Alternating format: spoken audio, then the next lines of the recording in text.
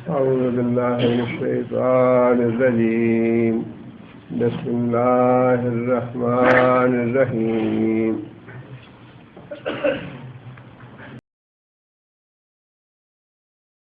ويقولون طاعة فإذا برزوا من عندك بيت طائفة منهم غير الذي تقول. وَيَقُولُونَ یہ منافقوں کے بارے میں آیت ہے. اللہ فرماتے ہیں وَيَقُولُونَ طَاعَةٌ، اے محمد صلی اللہ علیہ وسلم جب یہ لوگ آپ کی مجلس میں ہوتے ہیں تو کہتے ہیں طاعۃ، یا رسول اللہ آپ کی اطاعت کریں گے، اطاعت کا اعتراف کرتے ہیں. فَإِذَا بَرَزُوا مِنْ عِنْدِكَ، فَإِذَا بَرَزُوا اور جب وہ چلے جاتے ہیں عِنْدِكَ آپ کی مجلس سے، بیتا طائفۃ منہم، بیتا کہتے ہیں رات بسر کرنے کو اور بات چیت کرنے کو، رات کو جا کے باتیں کرنے کو بیتا کہا جاتا ہے. اللہ فرماتے ہیں کہ جب آپ کی مجلس سے اٹھ کے چلے جاتے ہیں تو پھر جا کے اپنی راتوں میں بیٹھ کے آپس میں مشورہ کرتے ہیں سرداران منافقین، غیر الذی تقول، برعکس ان باتوں کے جو آپ کی مجلس میں کہی ہوتی ہیں. یہ بالکل وہی بات ہے جو اللہ تعالیٰ نے شروع میں منافقوں کے بارے میں فرمائی. وَإِذَا لَقُوا الَّذِينَ آمَنُوا قَالُوا آمَنَّا، جب ملاقات کرتے ہیں منافق اہل ایمان سے تو ان سے کہتے ہیں آمنا کہ ہم تو ایمان لائے. وَإِذَا خَلَوْا إِلَىٰ شَيَاطِینِهِمْ، اور جب الگ ہوتے ہیں اپنے شیطانوں کے ساتھ قالوا انا معکم، تو شیطانوں کو یعنی منافقوں سے یہ کہتے ہیں کافروں اور مشرکوں سے کہ ہم تو تمہارے ساتھ ہیں. بالکل وہی بات اللہ تعالیٰ نے یہاں ارشاد فرمائی ہے کہ اے محمد صلی اللہ علیہ وسلم جب یہ منافق آپ کی مجلس میں ہوتے ہیں تو کہتے ہیں طاعتن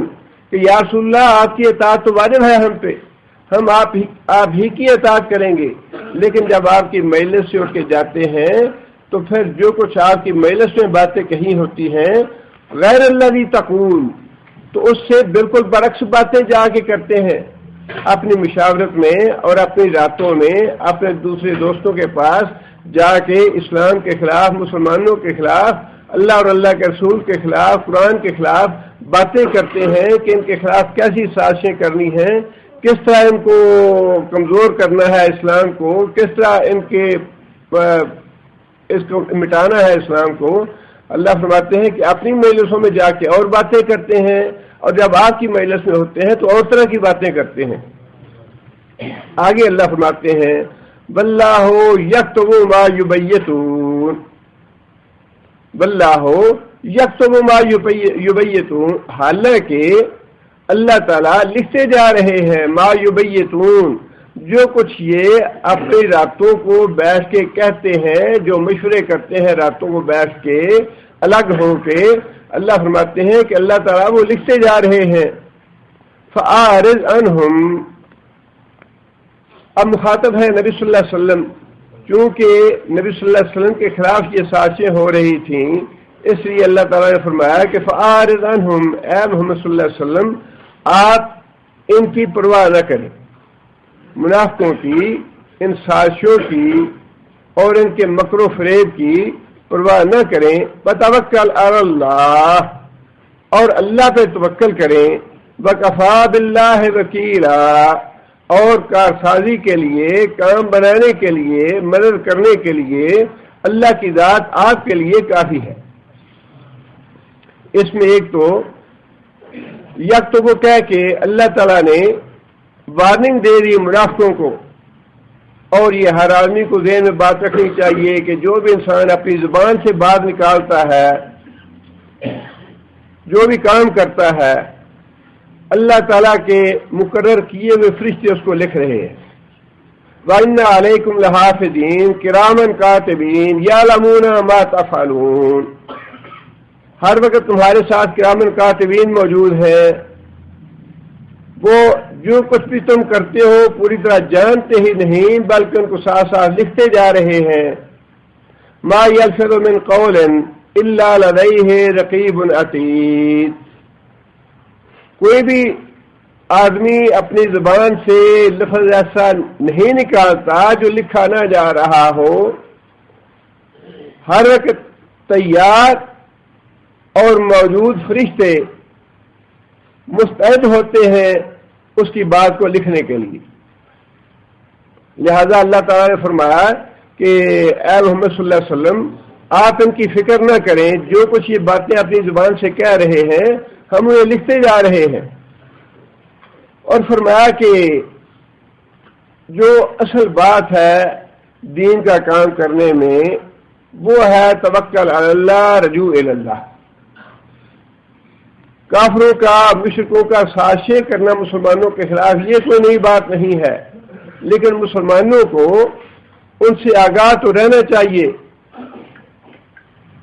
لیکن اس کے مقابلے میں جو کچھ مسلمانوں کو کرنا ہے وہ یہ ہے کہ اللہ کے ساتھ تعلق رکھیں، اللہ پہ توکل کریں، اللہ کا ذکر کرتے رہیں، حتیٰ کہ اللہ تعالیٰ نے موسیٰ علیہ السلام کو جب فرعون کے پاس بھیجا تو فرمایا کہ دونوں جاؤ اس کے پاس، ہارون علیہ السلام بھی، موسیٰ علیہ السلام بھی، اور ساتھ نصیحت یہ فرمائی بلا تانے یا فی ذکری،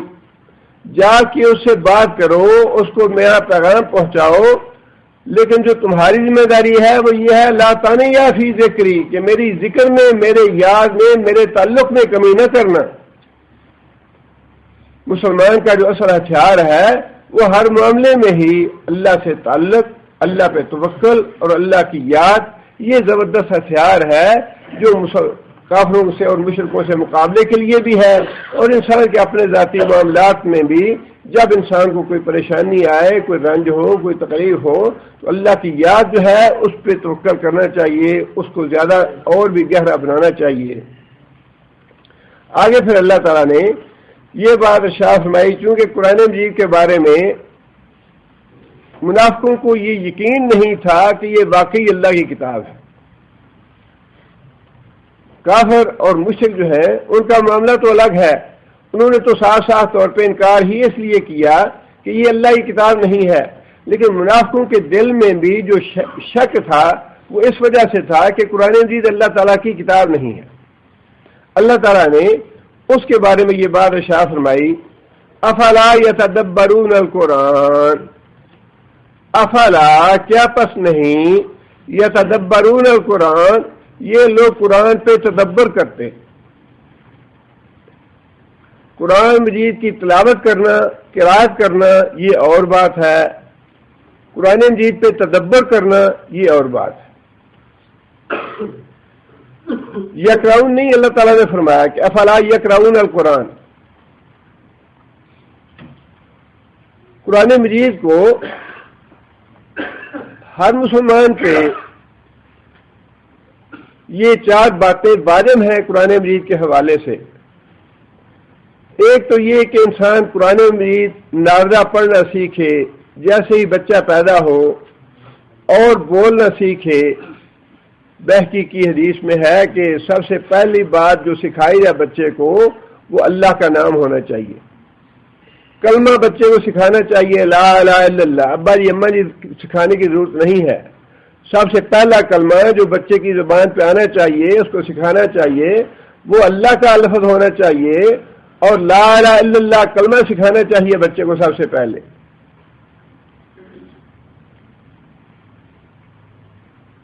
سب سے پہلا مرحلہ قرآن مجید کے حوالے سے یہ ہے کہ بچے کو نازلہ قرآن مجید پڑھایا جائے، اور اسی پہ اکتفا نہیں کر لینا چاہیے۔ بچے کو نازلہ قرآن مجید پڑھانے کے بعد ہم سمجھتے ہیں کہ ہم نے بڑا مار کا سر کر لیا، جو ہمیں کام فرض ہم پہ عائد ہوتا تھا وہ ہم نے پورا کر لیا ہے بس۔ قرآن مجید نازلہ پڑھنے کے بعد ضروری بات یہ ہے کہ اگلا مرحلہ اس کو قرآن مجید کا ترجمہ پڑھایا جائے، اور قرآن مجید کا ترجمہ اور تفسیر پڑھنے کے بعد اس کا اگلا مرحلہ یہی ہے کہ انسان کو پھر عادت پڑے قرآن مجید پہ تدبر کرنے کی اور غور و فکر کرنے کی، اور وہ ترجمہ سیکھنے کے بعد کا مرحلہ ہے۔ تدبر کس طرح ہوتا ہے؟ انسان غور و فکر کرے قرآن مجید کی آیات میں، حضرت انس بن قیس کا واقعہ بڑا اچھا ہے یہ بات سمجھنے کے لیے کہ تدبر کسے کہتے ہیں. خود بھی قاری تھے، قرآن مجید ایک بار نہیں کئی بار پڑھا تھا، اور یہ قرآن مجید کی ایسا یہ معجزہ ہے کہ انسان ساری زندگی پڑھتا رہتا ہے قرآن مجید، لیکن جب تدبر کرتا ہے، غور و فکر کرتا ہے، تو بعض آیات یوں لگتا ہے کہ آج انسان پہلی دفعہ پڑھ رہا ہے. انس بن قیس نے قرآن مجید 17 پارے کی سورہ انبیاء کی آیت ہے یہ، لقد انزلنا الیکم کتابا فیہ ذکرکم افلا تعقلون، ہم نے تمہاری طرف ایک کتاب نازل کی ہے، فیہ ذکرکم، جس میں تمہارا ذکر ہے، افلا تعقلون، کیا تم عقل سے کام نہیں لوگے، کیا تم سمجھ سے کام نہیں لوگے. اب آپ جانتے ہیں قوم کا سیگا جو ہے یہ تو جمع کا سیگا ہے اور عام ہے. انس بن قیس نے جب یہ آیت سنی تو فوراً ان کے دل پہ یہ بات لگی کہ اس میں اللہ تعالیٰ نے تو ہمیں مخاطب کیا ہے، فیہ ذکرکم، کہ اس میں تمہارا ذکر ہے، خواہ وہ مسلمان ہے، غیر مسلم ہے، نیک ہے، برا ہے، چھوٹا ہے، بڑا ہے، مرد ہے، عورت ہے. اللہ فرماتے ہیں فیہ ذکرکم، اس میں تمہارا ذکر ہے. انس بن قیس کہنے لگے کہ اگر یہ اللہ تعالیٰ نے نازل کی ہے کتاب اور اللہ تعالیٰ نے جو بات ارشاد فرمائی ہے وہ بالکل سچ ہے،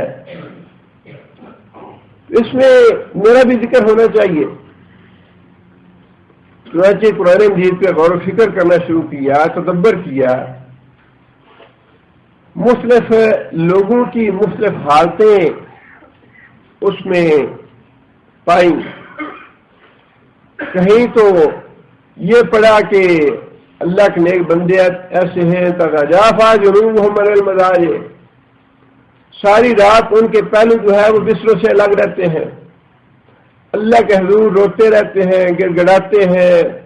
بے دریغ اللہ کی راہ میں خرچ کرتے ہیں، اللہ کی راہ میں جہاد کرتے ہیں.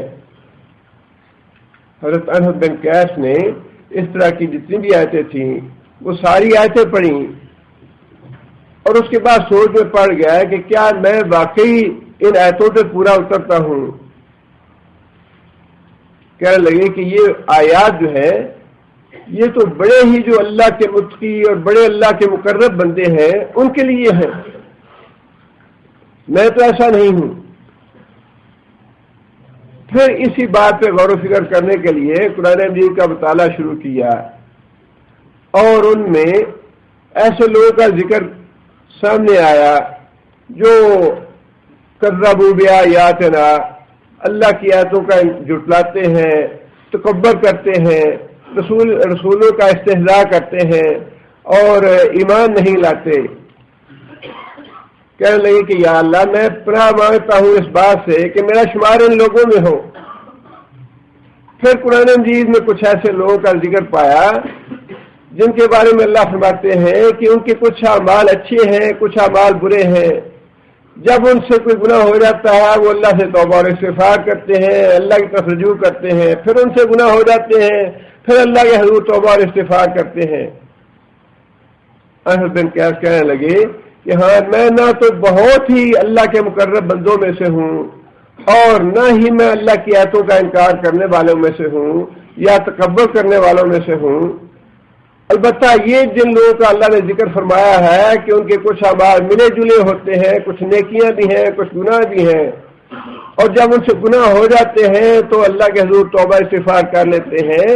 ان میں میرا بھی شمار ہوتا ہے. اور کہنے لگے کہ یا اللہ تیرا شکر ہے کہ تو نے ہم جیسے گناہگار بندوں کو بھی اپنی کتاب میں فراموش نہیں کیا، اپنی کتاب میں ہمارا بھی ذکر کیا ہے تو نے. یہ ہے غور و فکر کرنا اور تدبر کرنا، اور یہ سارے مراحل جو ہیں ہر مسلمان پہ واجب ہے. صرف نازلہ قرآن پڑھ کے یہ انتہا نہیں ہے یا اس پہ انسان کو رک نہیں جانا چاہیے، بلکہ اپنی زندگی میں اگلے سے اگلے مرحلے کی کوشش کرتے رہنے چاہیے. قرآن مجید کا نازع پڑھنا، اس کے بعد قرآن مجید کا ترجمہ اور تفسیر پڑھنی، اس کے بعد قرآن مجید پہ تدبر کرنا، غور و فکر کرنا، اور اللہ نے جو ہمیں دل اور دماغ دیے ہیں یہ اسی مقصد کے لیے ہے۔ جن لوگوں کو غور و فکر کی عادت ہوتی ہے، خواہ وہ اسلام نہ لائے ہوں، مسلمان ہو یا غیر مسلم ہو، تدبر کرنے کی جستجو اگر موجود ہو۔ حضرت سعید بن زید وہ صحابی ہیں جن کو رسول اللہ صلی اللہ علیہ وسلم نے عشرہ مبشرہ میں شامل کیا ہے، جنت کی بشارت دی ہے ان کو۔ ان کے والد زید بن نفیل تھے، ان کے بارے میں باقاعدہ احادیث میں بعثت سے پہلے وہ فوت ہو چکے تھے، نبی صلی اللہ علیہ وسلم کا زمانہ نہیں پایا انہوں نے، لیکن جہالت کے زمانے میں یا بعثت سے پہلے کے زمانے میں ان کے بارے میں احادیث میں ان کا ذکر موجود ہے کہ اللہ تعالیٰ نے کس طرح ان کو غور و فکر کرنے کا، تدبر کرنے کا مادہ دیا تھا۔ حدیث میں آتا ہے کہ وہ لوگوں کو اس بات پہ سوچنے کی دعوت دیتے، تدبر کرنے کی دعوت دیتے کہ بھائی تم مجھے یہ بتاؤ کہ جن کی تم پوجا پرستش کرتے ہو، جن بتوں کو تم مانتے ہو، انہوں نے تمہارا کیا نفع نقصان کیا ہے، اور پھر خود ہی بتاتے انہیں یا خود ہی انہیں واضح یہ کرتے کہ بکری کو پیدا تو اللہ نے کیا۔ اب دیکھیں مثالیں وہی ہیں جو ان کے ماحول کے مطابق تھیں، بکریوں کو چرانا، بکریوں سے واسطہ، دودھ دونا ان کا، وہی بات ان کے ذہن میں کہنے لگے کہ بکری کو پیدا تو اللہ نے کیا، بکری کا چارہ اللہ نے پیدا کیا، بکری میں دودھ اللہ نے پیدا کیا، یہ سارے کام تو اللہ نے کیے، پھر تم ان بتوں کی پوجا کیوں کرتے ہو؟ کام تو تمہارے سارے اللہ کرتا ہے۔ اب یہ ہے تدبر کا مادہ اور تفہیم کا مادہ کہ قرآن مجید پڑھنے کے بعد انسان کو سوچ بچار کرنی چاہیے، بالکل ایسے آیتوں سے گزر نہیں جانا چاہیے۔ جب انسان ناظرہ قرآن پڑھ لے تو پھر ترجمہ پڑھنا چاہیے، واجب ہے، یہ لازم ہے، اور اس کے بعد انسان تفسیر اور تشریح پڑھے اور پھر تدبر بھی کرے اس پہ۔ اور پھر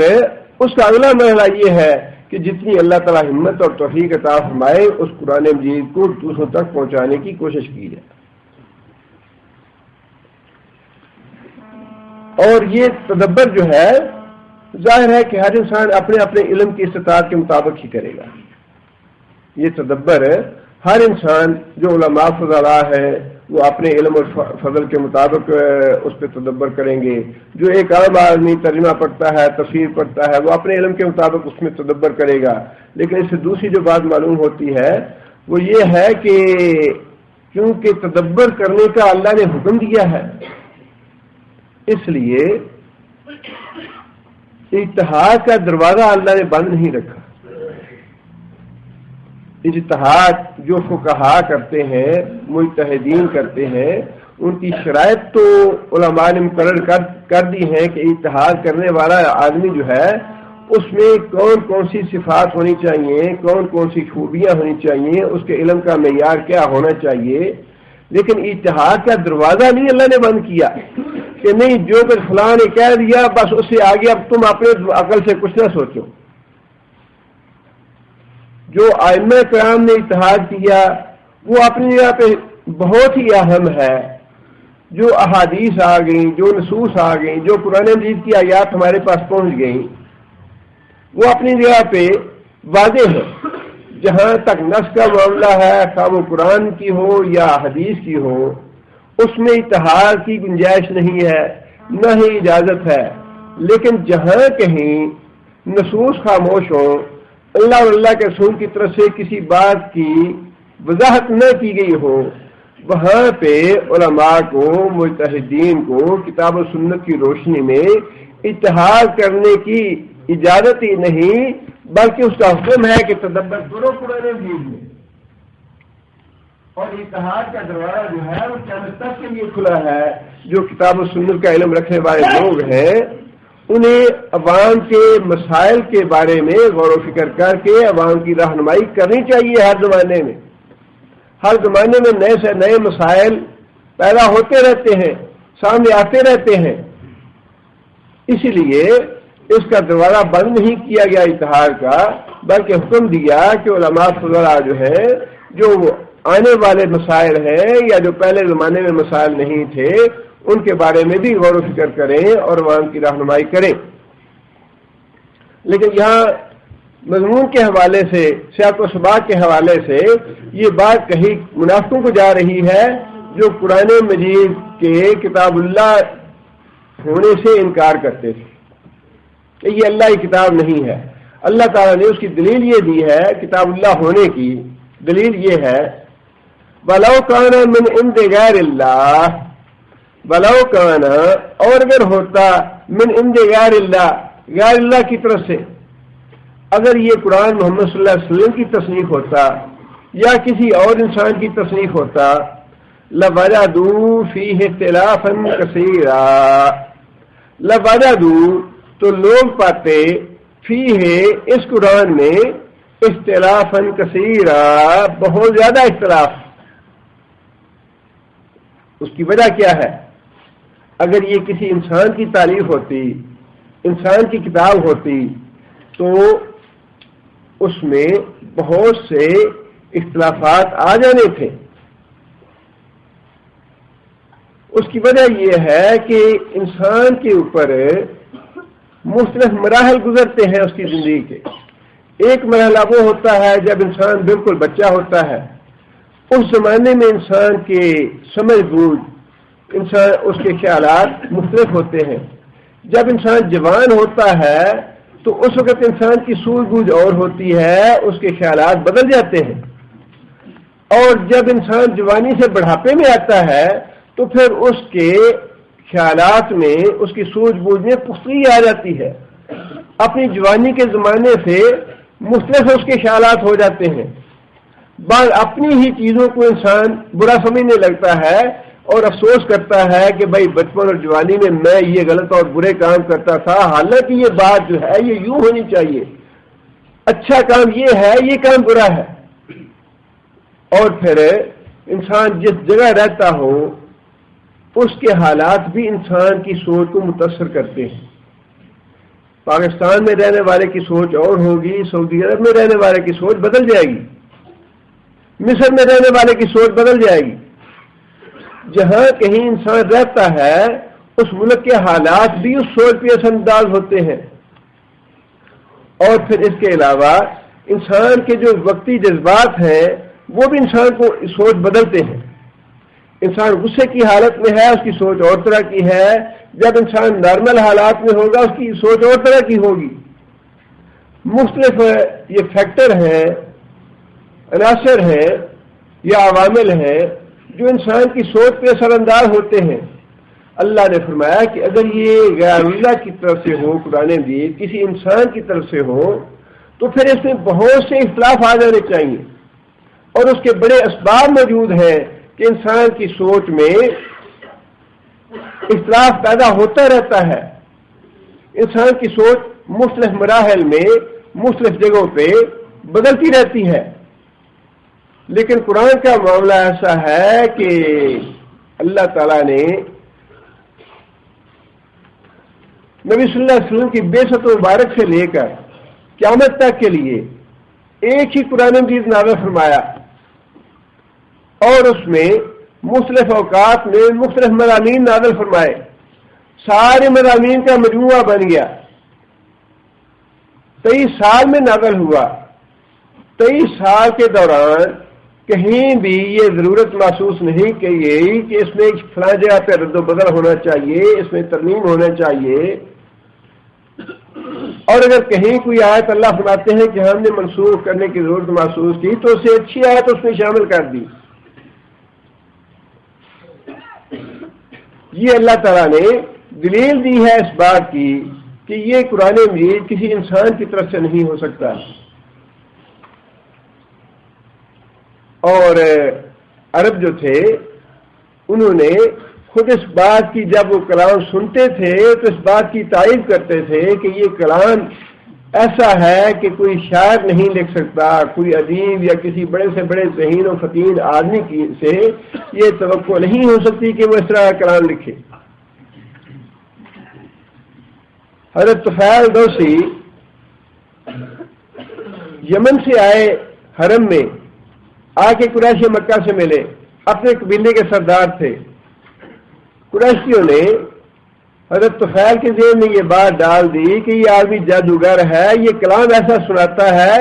جس کا دوسرے پہ جادو چل جاتا ہے، دوسرے پہ ایسا یقینی ہو جاتا ہے، لہذا تم اس کی بات ہی نہ سنو، اس سے ملاقات ہی نہ کرنا۔ اور حضرت طفیل کہتے ہیں کہ میں جب حرم میں داخل ہوا تو میں نے اپنے کانوں میں روئی ٹھوس لی، کہیں غلطی سے ہی میں اس کے قریب نہ چلا جاؤں، اس کی بات نہ سن لوں۔ حضرت طفیل کہتے ہیں کہ چند دن تو میں نے گزارے ایسے، لیکن اس کے بعد مجھے اپنی حماقت پہ خود ہی احساس ہوا اپنی حماقت کا، اور مجھے یہ بات بری لگی کہ میں تو اپنے قبیلے کا سردار ہوں، بڑا آدمی ہوں، لوگوں کے مقدمات کا فیصلہ کرتا ہوں، سوچ و سمجھ رکھتا ہوں، اور میں اتنا ہی بیوقوف ہوں یا اتنا ہی میں احمق ہوں کہ ایک میں غلط بات سنوں گا تو میں اس کو فوراً مان لوں گا۔ اگر بات اچھی ہوئی تو اس پہ غور کرنا چاہیے، اور اگر بات اچھی نہ ہوئی تو میں نہیں مانوں گا۔ چند دنوں کے بعد روئی کانوں سے خود ہی نکال دی اور نبی صلی اللہ علیہ وسلم کے پاس چلے گئے۔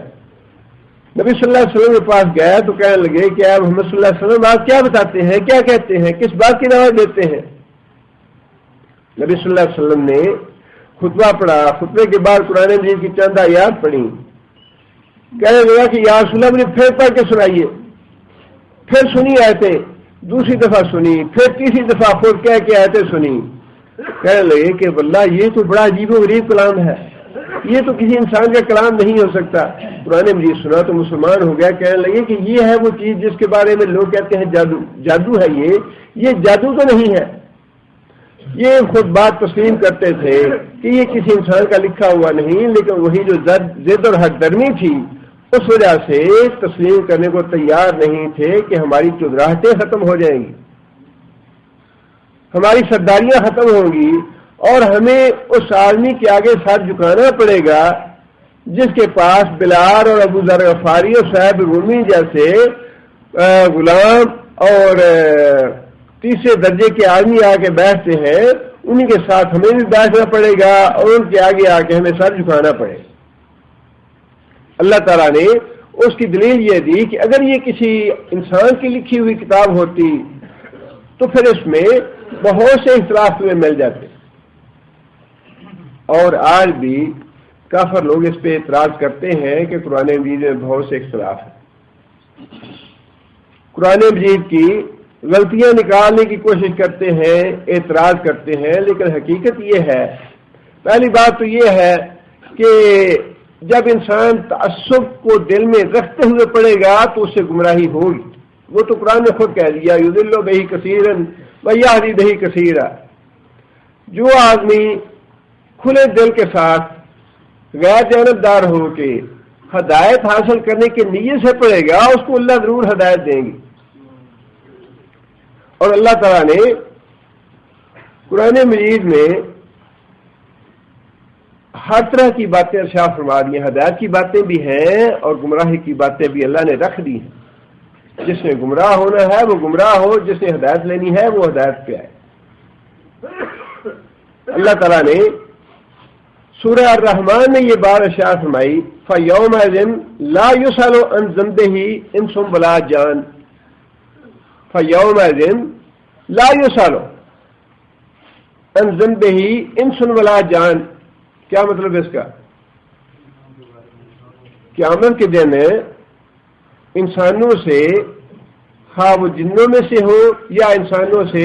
لا یسأل عن ذنبہ، ان کے گناہوں کا سوال نہیں کیا جائے گا۔ اور دوسری جگہ پہ اللہ نے یہ بات ارشاد فرمائی فَوَرَبِّکَ لَنَسْأَلَنَّهُمْ أَجْمَعِینَ، تیرے رب کی قسم ہم ان سب سے ضرور سوال کریں گے، جتنی بھی مخلوق ہے، لَنَسْأَلَنَّهُمْ، ہم ضرور سوال کریں گے ان سے۔ اب بظاہر تو یہ آپس میں اختلاف والی بات ہے کہ ایک جگہ اللہ فرماتے ہیں کہ ہم ان سے سوال جواب نہیں کریں گے، اور دوسری جگہ اللہ فرماتے ہیں کہ ہم ضرور سوال کریں گے۔ اب اس میں ہمیں وہی بات قبول کرنی پڑے گی جو اللہ کے رسول نے سمجھا دی، یا جو صحابہ کرام نے رسول اللہ صلی اللہ علیہ وسلم سے سمجھی، اور اس کے بعد وہ بات آگے امت تک پہنچائی اور علماء فضلاء نے اس کی وضاحت کر دی۔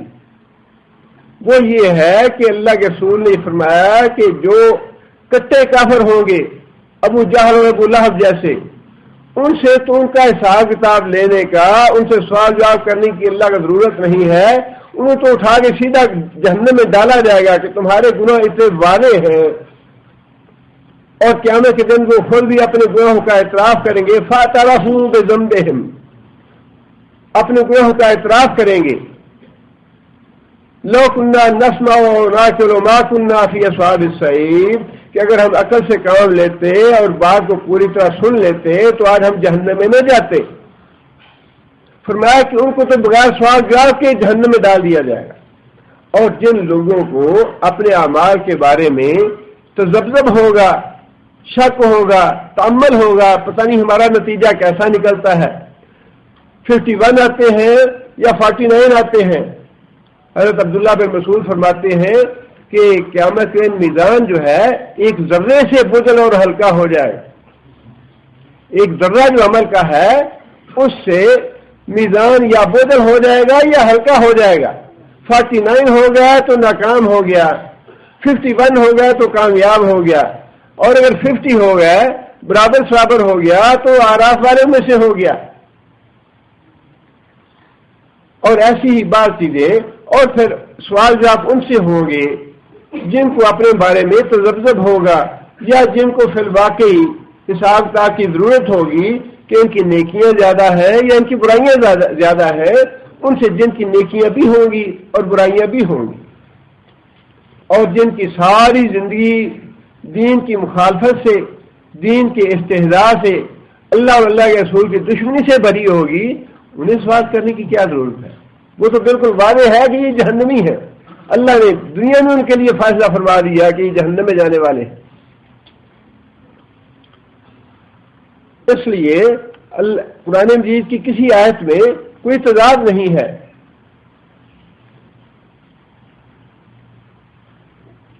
ایک اعتراض یہ بھی کیا گیا کہ دو گروہ بتائے اللہ تعالیٰ نے یا محمد صلی اللہ علیہ وسلم نے، ایک اصحاب الیمین ایک اصحاب الشمال، یا اصحاب المیمنہ یا اصحاب المشأمہ، لیکن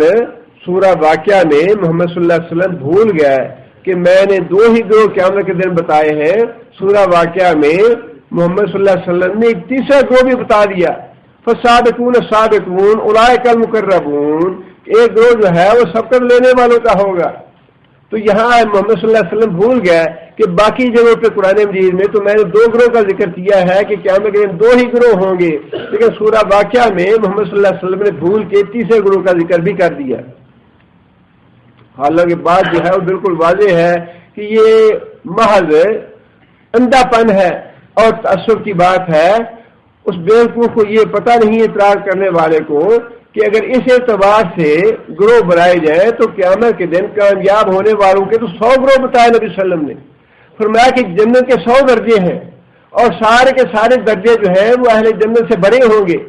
اور وہ درجے ہوں گے ان کے اعمال کے مطابق۔ اور یہ بس صادقون والے جو ہیں یہ تو اصحاب المیمنہ کا ہی ایک گروہ ہے۔ فرمایا کہ جہنم کے بھی 7 دروازے ہیں، اور ان کو بھی 7 مختلف درجوں میں تقسیم کیا جائے گا، لیکن اس کا مطلب یہ نہیں ہے کہ وہ گروہ تک زیادہ بن گیا۔ گروہ تو 2 ہی ہیں، ایک گروہ جنت والا ہے، ایک جہنم والا ہے۔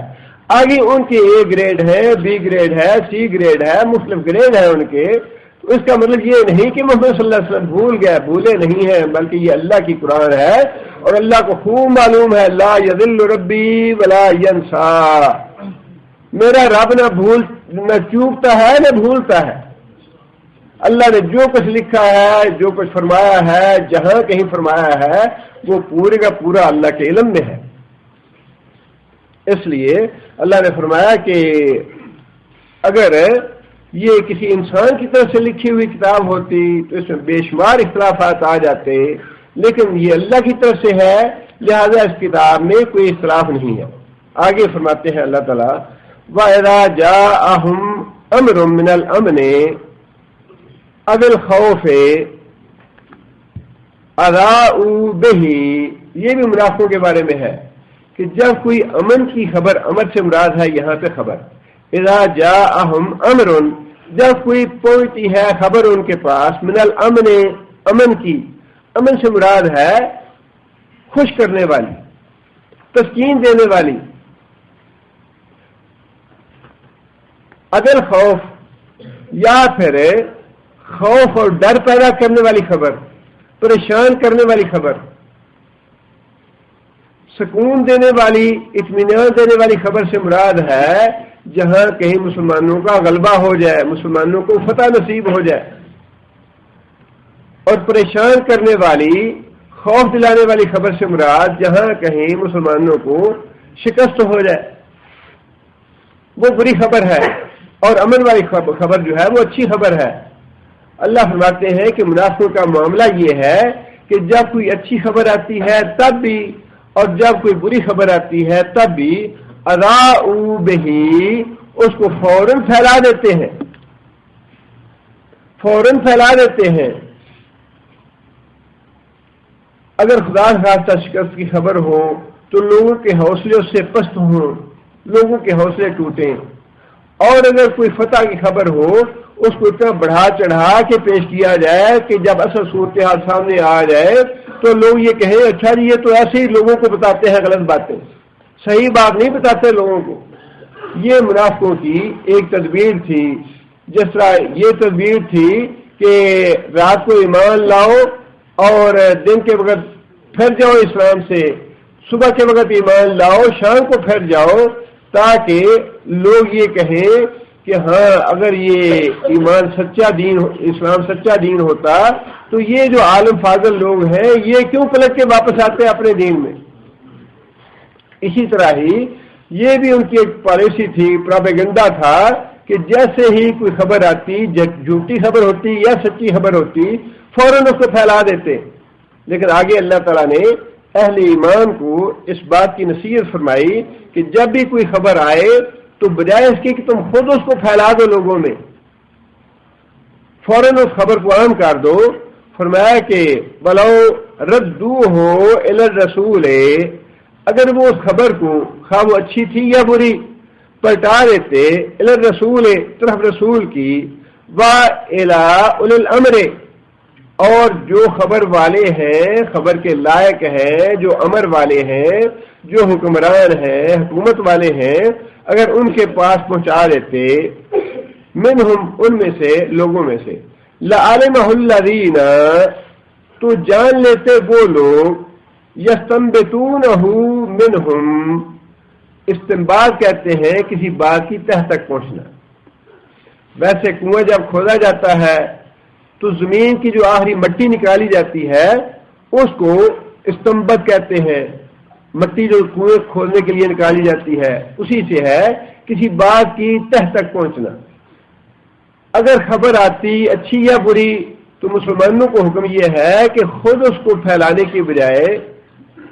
جو ذمہ دار لوگ ہیں، جو مسئول ہیں، حکمران ہیں، ان تک اس خبر کو پہنچا دینا چاہیے تاکہ وہ اس کی تحقیق کریں، اس کی تہ تک پہنچیں، اور پھر اس کا حل تلاش کریں، اس کے بارے میں فیصلہ کریں کہ یہ خبر شائع ہونی چاہیے یا نہیں ہونی چاہیے۔ خبروں کو بلا وجہ عام کر دینا یہ حکمت کے خلاف ہے۔ اب ہمارے ہاں جو چیز ہے، بعض اوقات جرائم کی جو خبریں شائع ہوتی ہیں ان سے جرائم رکتے نہیں بلکہ مزید جرائم بڑھتے ہیں۔ فحاشی اور بے حیائی کے جو واقعات پھیلائے جاتے ہیں یا چھپتے ہیں ان سے فحاشی اور بے حیائی رکتی نہیں بلکہ اور زیادہ بڑھتی ہے۔ اور افواہ جو ہے اس کے بارے میں تو نبی صلی اللہ علیہ وسلم نے بڑی سخت سزا قیامت کے دن فرمائی ہے کہ جو لوگ غلط افواہیں پھیلاتے ہیں فرمایا کہ میں نے جہنم میں ایک آدمی کو دیکھا جس کی آنکھوں سے لے کر گدی تک جگہ چیری جا رہی تھی خنجر کے ساتھ، اور پھر زبان سے لے کر اس کی گدی تک اس کی جگہ چیری جا رہی تھی بار بار، پہلی دائیں طرف سے پھر بائیں طرف سے۔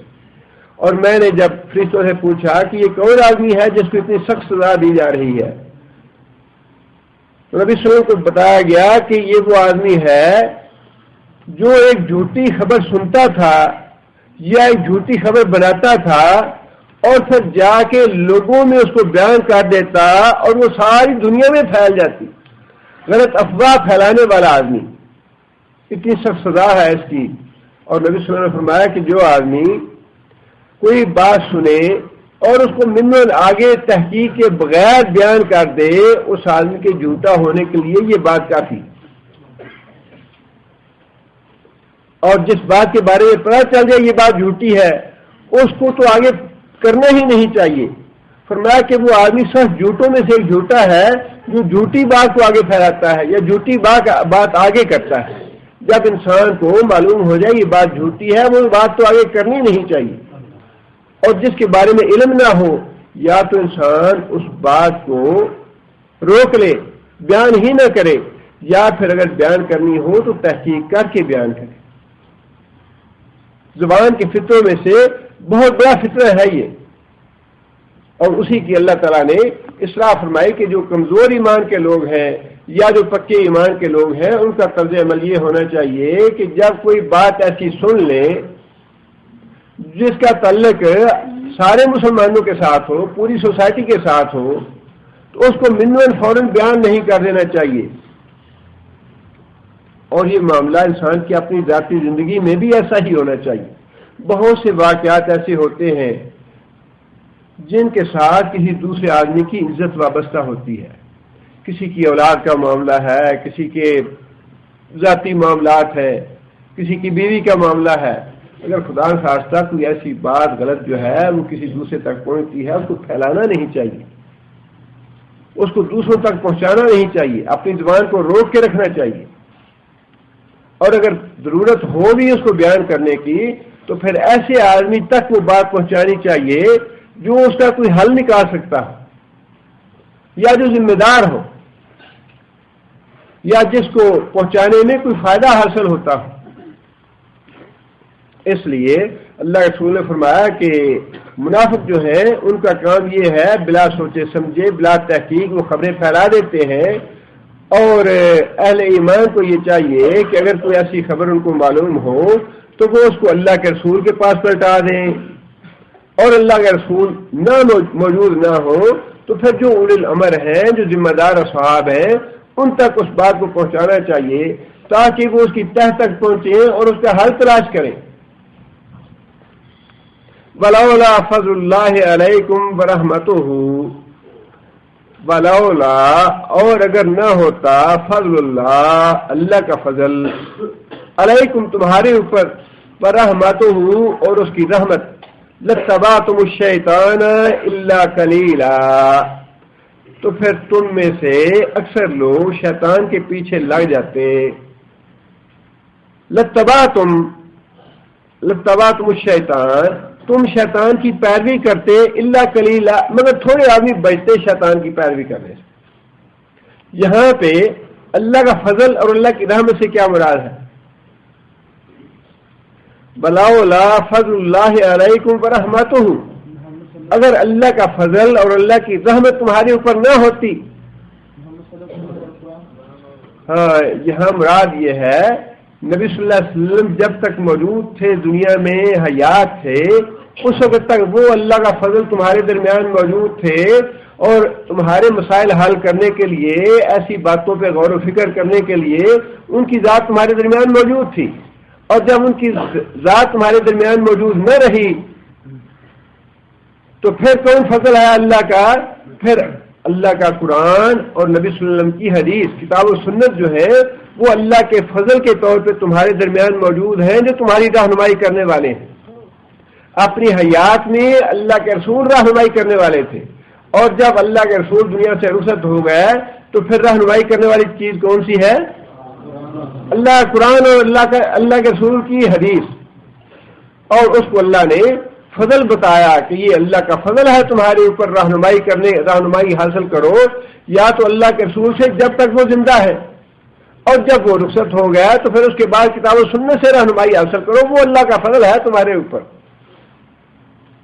اس سے یہ مسئلہ بھی واضح ہو جاتا ہے کہ رسول اکرم صلی اللہ علیہ وسلم جب اس دنیا سے تشریف لے گئے تو پھر رسول اللہ صلی اللہ علیہ وسلم سے رہنمائی حاصل کرنا ممکن نہیں رہا۔ رسول اللہ صلی اللہ علیہ وسلم تک اپنی باتیں پہنچانا، ان سے استغفار کروانا، ان سے دعائیں کروانا، وہ سلسلہ جو ہے وہ منقطع ہو چکا ہے، اور اس کی تائید اللہ کے رسول نے اپنی حیات میں بھی کر دی۔ عورت نبی صلی اللہ علیہ وسلم کی خدمت میں حاضر ہوئی، اپنے کچھ مسائل بتائے، اور نبی صلی اللہ علیہ وسلم نے اسے یہ بات فرمائی کہ اچھا تم کل آ کے بات کرنا مجھ سے۔ جیسے بعض معاملات میں وحی نہیں ہوتی تھی اور کوئی مسئلہ طے نہیں ہوتا تھا تو اللہ کے رسول فرماتے تھے کہ بعد میں آگے پوچھ لینا۔ اب اس عورت نے نبی صلی اللہ علیہ وسلم سے عرض کی، یا رسول اللہ اگر میں کل آؤں تو آپ موجود نہ ہوں، اور جو راوی ہے حدیث کے انہوں نے یہ وضاحت کی ہے حدیث میں، بخاری شریف کی حدیث ہے کہ اس عورت کا اشارہ اس بات کی طرف تھا کہ کل میں آؤں یہاں تو آپ فوت ہو چکے ہوں، آپ موجود نہ ہوں، آپ دنیا سے رخصت ہو چکے ہوں، تو پھر مجھے کیا کرنا چاہیے؟ اللہ کے رسول نے یہ نہیں فرمایا کہ میری قبر پہ آ جانا۔ یہ مسئلہ اللہ نے بھی حل فرما دیا ہے اور اللہ کے رسول نے خود بھی حل فرما دیا ہے۔ فرمایا کہ اگر تم آؤ کل اور میں دنیا سے رخصت ہو چکا ہوں تو پھر میری بجائے ابوبکر صدیق کے پاس چلی جانا، وہ تمہیں مسئلے کا حل بتا دے گا۔ اور نبی صلی اللہ علیہ وسلم نے اپنی حیات طیبہ میں دونوں حضرات کی طرف اشارہ کر کے یہ بات ارشاد فرمائی ہے کہ میرے بعد تم نے اقتدا کرنی ہے ان دو آدمیوں کی، ابوبکر صدیق رضی اللہ تعالیٰ عنہ اور حضرت عمر رضی اللہ تعالیٰ عنہ۔ اگر معاملہ ایسا ہی ہوتا کہ جا کے ہم قبر پہ السلام علیکم کہیں، یا رسول اللہ مجھے بڑی خواہش ہے آپ سے ملاقات کی، آپ سے مصافحہ کرنے کی،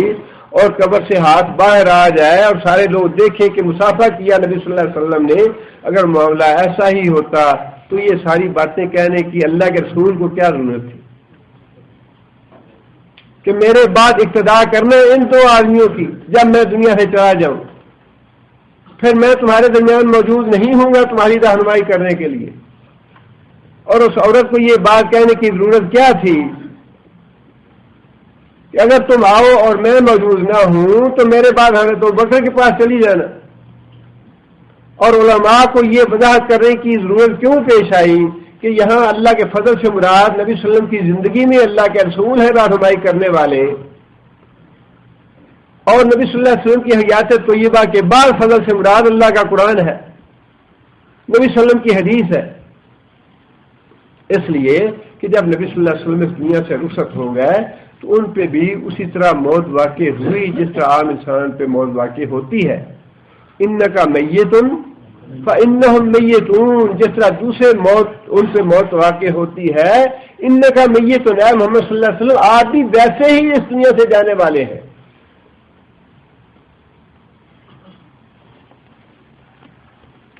آگے پھر اللہ تعالیٰ نے یہ بات ارشاد فرمائی، فقاتل فی سبیل اللہ۔ اب یہ درمیان میں آ گیا منافقوں کا تھوڑا سا ذکر، جو جہاد سے جی چرانے والے تھے۔ پچھلی 3-4 آیتوں میں اللہ نے جہاد کا حکم دیا، اس کے فضائل بیان فرمائے اور منافقوں کا طرز عمل بتایا، اور پھر منافقوں کے اس طرز عمل پہ تبصرہ بھی فرما دیا۔ اس کے بعد پھر وہی مضمون دوبارہ اللہ تعالیٰ ارشاد فرما رہے ہیں، فقاتل فی سبیل اللہ۔ قاتل کون سا فعل ہے؟ یہ امر کا، اور سیگا قاتلو نہیں ہے، واحد کا ہے، اور مراد کون ہے اس سے؟ نبی صلی اللہ علیہ وسلم۔ مخاطب جو ہے وہ نبی صلی اللہ علیہ وسلم ہے، اور یہاں باہر کا سیغہ کیوں اللہ نے فرمایا؟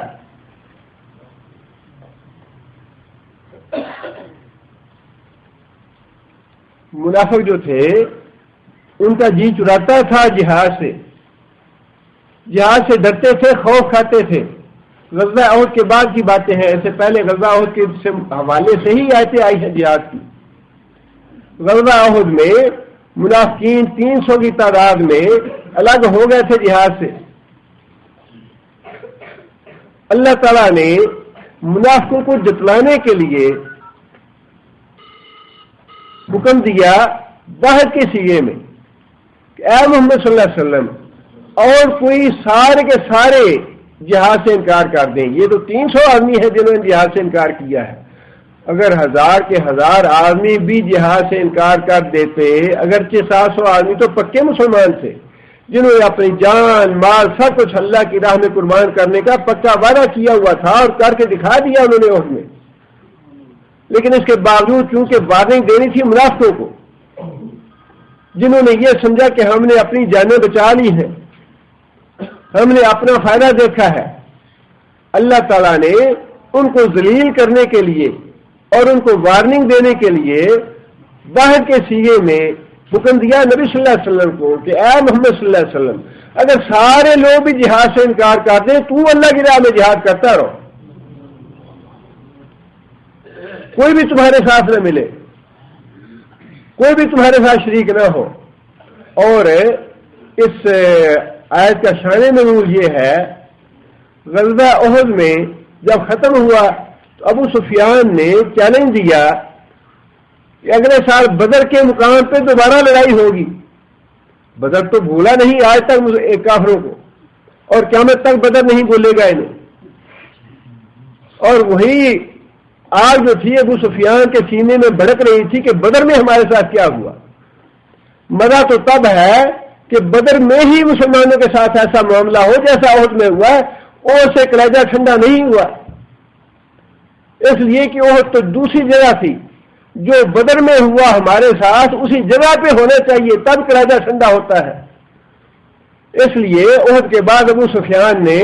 چیلنج کیا کہ اے محمد صلی اللہ علیہ وسلم اگلے سال بدر میں مقابلہ ہوگا. نبی صلی اللہ علیہ وسلم نے فرمایا کہ ٹھیک ہے، انہیں کہہ دو کہ ہاں بدر میں مقابلہ ہوگا.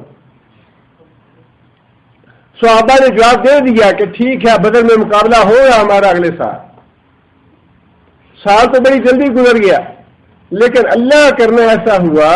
کہ سال کے بعد مکہ میں قحط پڑ گیا اور ابو سفیان سوچ میں پڑ گیا کہ کیا تدبیر کرنی چاہیے کہ عزت بھی رہ جائے اور مقابلہ بھی نہ کرنا پڑے. اس نے پلاننگ یہ کی کہ ایک آدمی کو بھیجا مدینہ میں کہ جا کے تم مدینہ میں یہ افواہ پھیلاؤ کہ مکے میں بہت بڑا لشکر تیار ہو رہا ہے مدینے پہ چڑھائی کرنے کے لیے، بدر میں دوبارہ لڑائی کرنے کے لیے، تاکہ مسلمان جو ہیں وہ خوفزدہ ہو جائیں. آدمی نے جا کے مدینے میں خبر پھیلا دی اور اس سے مسلمان کچھ ڈھیلے پڑ گئے. نبی صلی اللہ علیہ وسلم نے فرمایا کہ ہم نے وعدہ کیا ہوا ہے اور میں لے کے جاؤں گا صحابہ کو جو میرے ساتھ جائیں گے، میں نے اپنا وعدہ پورا کرنا ہے. مسلمان جب کچھ اس خبر کی وجہ سے ڈھیلے پڑے، اللہ تعالیٰ نے یہ آیت نازل فرما دی فقاتل فی سبیل اللہ کہ اے محمد صلی اللہ علیہ وسلم یہ اعلان کر دو کہ اگر کوئی بھی نہیں جائے گا تو میں اکیلا اپنا وعدہ پورا کرنے کے لیے بدر میں جاؤں گا. فقاتل فی سبیل اللہ، اللہ کی راہ میں قتال کر. لا تکلف الا نفسک، لا تکلف تو ذمہ دار نہیں ہے الا نفسک مگر اپنی جان کا. ذمہ داری تمہارے اوپر آتی ہے وعدہ پورا کرنے کی، اور تم اپنی ذات کے علاوہ کسی دوسرے کے ذمہ دار نہیں ہو. تم اپنا وعدہ پورا کرو، اکیلے چلے جاؤ. اور نبی صلی اللہ علیہ وسلم نے فرمائی یہ بات، اگر میرے ساتھ کوئی بھی آدمی نہ گیا تو میں اکیلا بدر میں جاؤں گا، میں اپنی ذمہ داری پوری کروں گا. اس کے بعد اللہ فرماتے ہیں وَحَرِّضِ الْمُؤْمِنِينَ، ہاں البتہ مومن جو ہے انہیں اکساتے رہو، آمادہ کرتے رہو، رغبت دلاتے رہو جہاد کی، رغبت دلانا اور ان کو اس پہ تیار کرنا، آمادہ کرنا، یہ ضروری ہے۔ اللہ کے رسول نے دعوت دی مسلمانوں کو کہ بدر میں دوبارہ ہم نے بدر ثانی کے لیے وعدہ کیا ہوا ہے اور ہم مقابلہ ضرور کریں گے کافروں کا۔ اللہ فرماتے ہیں اصل اللہ ان یکف باس الذین کفروا،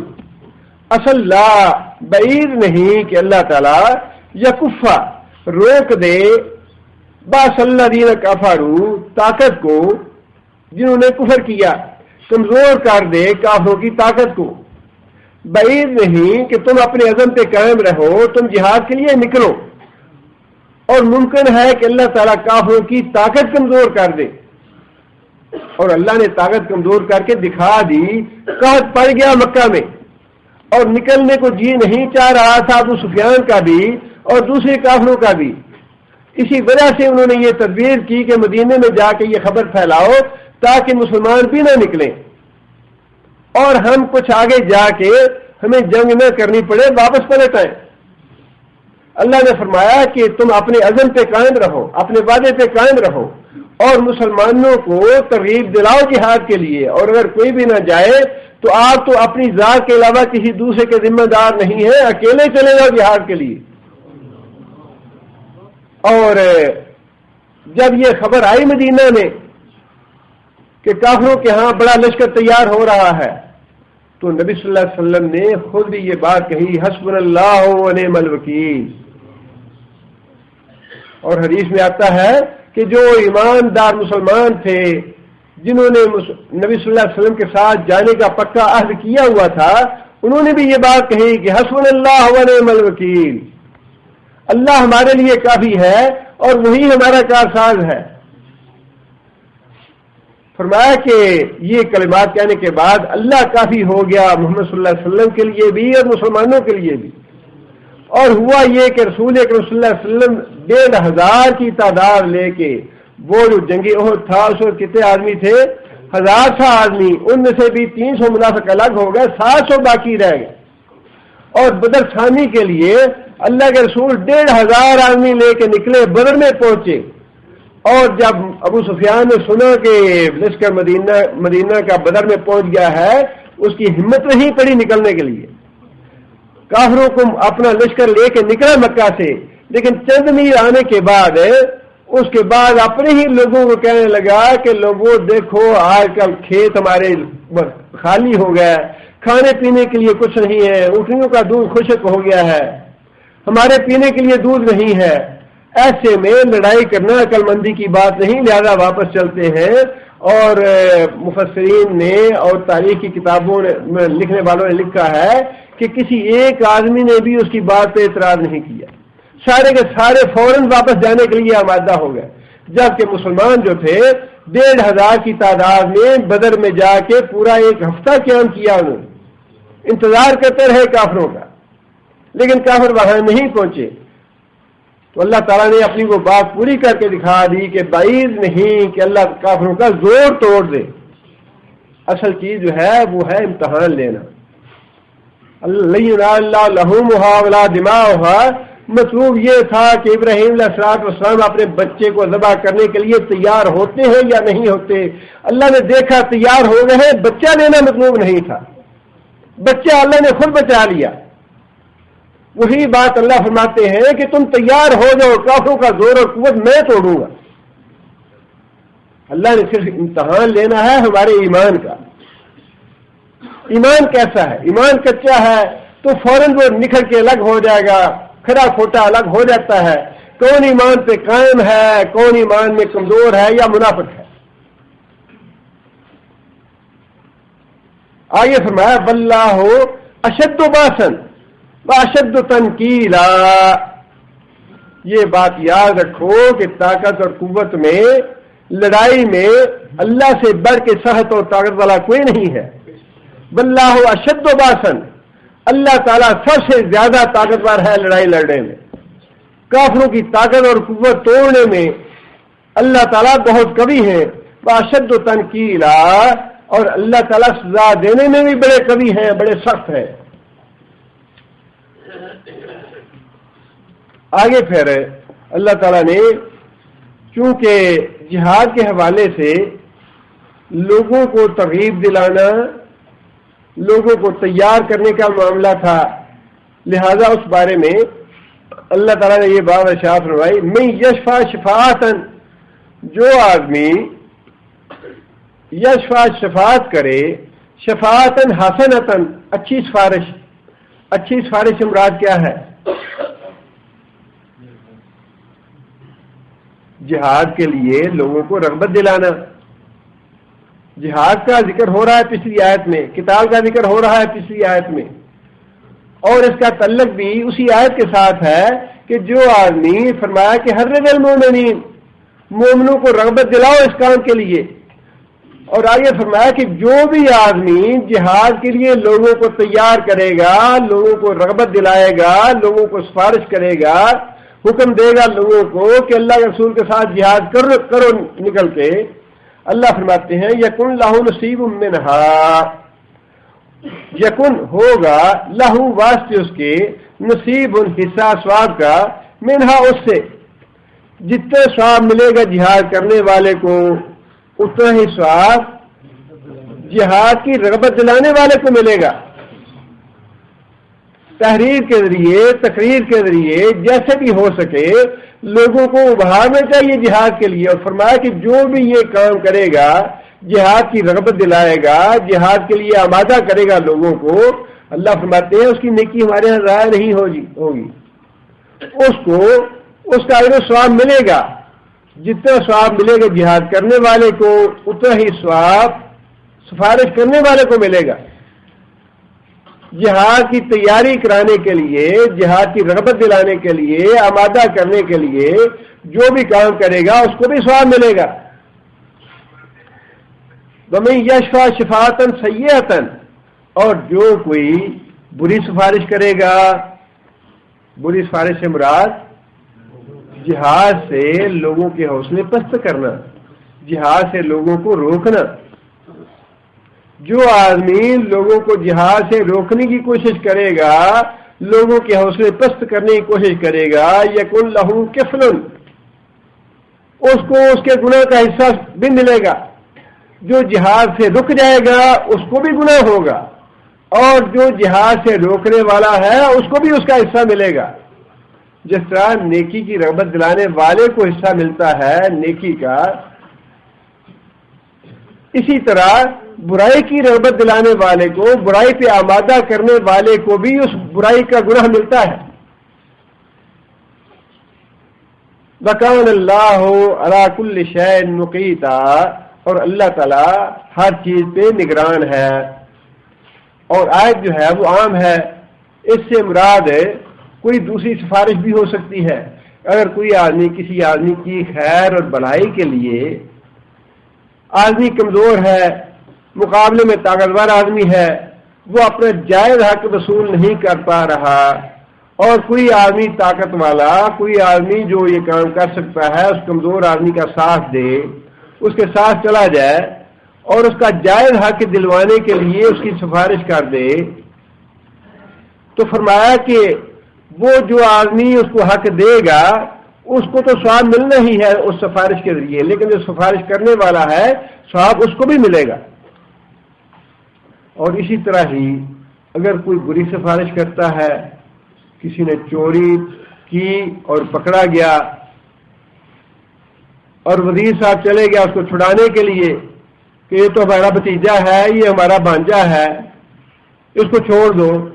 ورنہ یہ اور یہ ہوگا، تو فرمایا کہ چھڑانے والے کو بھی اتنی برائی گناہ ملے گا جتنا اس چھوڑنے والے کو گناہ ملے گا۔ دونوں مجرم ہے، چھوڑنے والا بھی مجرم ہے، چھڑانے والا بھی مجرم ہے۔ آگے پھر یہ بات ارشاد فرمائی کہ وَإِذَا حُيِّيتُم بِتَحِيَّةٍ فَحَيُّوا بِأَحْسَنَ مِنْهَا، چونکہ پچھلی آیتوں میں آپس میں مسلمان اور کافر جو ہے ان کا کلیش اور تصادم اور جہاد کی باتیں ہو رہی ہیں، اس سے دلوں میں کچھ کدورت آنا، ایک دوسرے کے بارے میں شدت پیدا ہونا فطری امر تھا، لہذا اس کے بارے میں یہ بات اللہ تعالیٰ نے ارشاد فرمائی کہ آپس میں میل جول کے معاملے میں جو بظاہر تمہارے تعلقات ہوں یا ان سے گفتگو اچھی، وہ تو نہیں ختم کرنی چاہیے، وہ تو رہنی چاہیے۔ اور صحابہ یہ کہتے ہیں کہ ہم بعض لوگوں سے بڑا ہنس ہنس کے ملتے تھے، باتیں کرتے تھے، حالانکہ دل ہمارے ان پہ لعنت بھیج رہے ہوتے تھے، لیکن جب آپس میں ملے تب بھی حکم یہ ہے کہ اذا حییتم بتحیۃ، جب تمہیں سلام کیا جائے، فحیوا باحسن منہا، تو پھر اس سلام کا جواب تمہیں اچھے طریقے سے دینا چاہیے، اور ردوہا، یا پھر کم از کم ویسا ہی پلٹا دو جیسا کسی نے تمہیں کہا ہے۔ ایک آدمی نے آ کے السلام علیکم کہا، نبی صلی اللہ علیہ وسلم نے اس کے جواب میں کہا السلام علیکم ورحمۃ اللہ۔ دوسرا آدمی آیا، اس نے آ کے السلام علیکم ورحمۃ اللہ کہا، نبی صلی اللہ علیہ وسلم نے اس کے جواب میں فرمایا وعلیکم السلام ورحمۃ اللہ وبرکاتہ۔ تیسرا آدمی آیا تو اس نے آگے کہا السلام علیکم ورحمۃ اللہ وبرکاتہ، نبی صلی اللہ علیہ وسلم نے فرمایا وعلیکم۔ صحابہ نے پوچھا یا رسول اللہ، باقی تو سارے لوگوں کو آپ نے اضافے کے ساتھ جواب دیا ہے، السلام علیکم وعلیکم السلام علیکم ورحمۃ اللہ، اور جس نے برحمۃ اللہ صاحب کہا اس کو آپ نے جواب دیا برحمۃ اللہ وبرکاتہ، اور جس نے آ کے یہ سارے کلمے کہے اس کو آپ نے مختصر جواب دے دیا وعلیکم۔ نبی صلی اللہ علیہ وسلم نے فرمایا کہ اس نے میرے لیے اضافے کے لیے کوئی کلمہ ہی نہیں چھوڑا، جس کا مطلب یہ ہے کہ مسنون الفاظ جو ہیں السلام علیکم کے وہ اتنے ہی ہیں، السلام علیکم ورحمۃ اللہ وبرکاتہ، اس سے اضافہ جو ہے وہ مسنون نہیں ہے۔ اگر کوئی آگے مغفرت ہو کرتا ہے اضافہ اس کا تو مسنون نہیں ہے، مسنون الفاظ اتنے ہی۔ اور پھر اس کے فضائل میں بہت سی باتیں رسول اللہ صلی اللہ علیہ وسلم نے فرمائی جو اس سے پہلے بھی بیان کی ہے میں نے، اور ویسے بھی جب آدم علیہ السلام کو اللہ نے پیدا کیا سب سے پہلا حکم کون سا دیا؟ جب آدم علیہ السلام کو اللہ تعالیٰ نے پیدا فرمایا تو اللہ نے جب بت بنایا مٹی کا اور اس میں پھونک ماری تو پیدا ہوتے ہی سب سے پہلے چھینک لیا آدم علیہ السلام نے۔ اس کے بعد پہلا حکم یہ تھا کہ جا کے فرشتوں کی جماعت کو سلام کرو۔ سب سے پہلا حکم یہ ہے جب آدم علیہ السلام پیدا ہوئے، آدم علیہ السلام فرشتوں کے پاس گئے اور جا کے السلام علیکم کہا، فرشتوں نے آگے جواب دیا وعلیکم السلام ورحمۃ اللہ۔ اللہ تعالیٰ نے فرمایا کہ اے آدم، تمہارا اور تمہاری اولاد کا یہی تحیہ ہے، جب بھی آپس میں ملو تو اسی طرح ملو، جا کے السلام علیکم کہو یا السلام علیکم ورحمۃ اللہ، اور اس کے جواب میں السلام علیکم ورحمۃ اللہ وبرکاتہ، یہ تمہارا اور تمہاری اولاد کا تحیہ ہے۔ اور پھر جب انسان فوت ہونے لگتا ہے تو جو مومن ہے، نیک آدمی ہے، اس کو فرشتے آ کے سب سے پہلے کیا کہتے ہیں؟ السلام علیکم ورحمۃ اللہ، الذین تتوفاہم الملائکۃ طیبین یقولون سلام علیکم۔ سب سے پہلے آ کے مومن آدمی کو وفات کے وقت فرشتے بھی السلام علیکم کہتے ہیں۔ اور جب جنت میں لوگ داخل ہوں گے تو وہاں جنت میں استقبال کے لیے جو فرشتے کھڑے ہوں گے وہ کیا کہیں گے؟ وفیق الذین اتقوا ربهم من الجنۃ زمرا، سلام علیکم طبتم فادخلوها خالدین۔ جو فرشتے استقبال کے لیے کھڑے ہوں گے وہ جنت اہل جنت کو یہی کہیں گے سلام علیکم، اللہ کی سلامتی ہو تمہارے اوپر، فادخلوها خالدین، داخل ہو جاؤ ہمیشہ کے لیے اس جنت میں۔ علماء نے 5-6 فائدے لکھے ہیں اس کے سلام کہنے کے۔ اللہ کے رسول نے یہ بات ارشاد فرمائی کہ میں تمہیں ایک بات بتاتا ہوں جس پہ عمل کرنے سے تمہارے درمیان آپس میں محبت پیدا ہو جائے گی، اور وہ یہ ہے کہ جب تم آپس میں ملو تو السلام علیکم کہو، اس سے تمہارے درمیان محبت پیدا ہو، سب سے پہلا فائدہ۔ دوسرا فائدہ یہ ہے کہ السلام علیکم جو ہے یہ اپنے مسلمان بھائی کے لیے دعا ہے، اللہ تعالیٰ تجھے سلامت رکھے، اللہ تجھے محفوظ رکھے پریشانیوں سے، برائیوں سے، گناہوں سے، ہر طرح کے برے کام سے۔ بہت اچھی دعا ہے یہ اپنے مسلمان بھائی کے لیے۔ تیسری بات یہ کہی علماء نے کہ سلام جو ہے یہ اللہ کا نام ہے۔ جب انسان یہ کہتا ہے سلام علیکم، اس کا مطلب یہ ہے کہ اللہ تمہارا نگران ہے۔ سلام اللہ کا نام ہے، سلام علیکم، اللہ تمہارا محافظ ہو، اللہ تمہارا نگران ہو، گویا یہ اللہ کا ذکر بھی ہے اور دعا بھی ہے۔ اور پھر جب آدمی جا کے یہ کہتا ہے کہ تمہیں سلامتی ہو، تم محفوظ رہو ہر طرح کے برائی سے، گناہ سے، پریشانی سے، دکھ سے، بیماری سے، تو گویا وہ اپنے بھائی کا بڑا خیر خواہ ہے، اور اس کو اپنے بھائی سے یہی توقع رکھنی چاہیے کہ اس کے بھائی سے اس کو نقصان نہیں پہنچے گا۔ یہ گویا کہ دوسرے بھائی کو تحفظ دینے کی بات ہے کہ مجھ سے کسی قسم کا خطرہ محسوس نہ کرنا، میں تمہارا خیر خواہ ہوں اور میں تمہاری سلامتی اور تمہاری حفاظت کی دعا کر رہا ہوں، مجھ سے کوئی خطرہ نہیں ہے تمہیں۔ اور پھر اللہ کے رسول نے فرمایا کہ سب سے پہلے جو سلام کہتا ہے وہ اللہ کے بہت زیادہ قریب ہے، اللہ کی قربت کا ذریعہ ہے یہ۔ اور پھر اس کے بعد انسان کے لیے اجر و ثواب بھی ہے، اس میں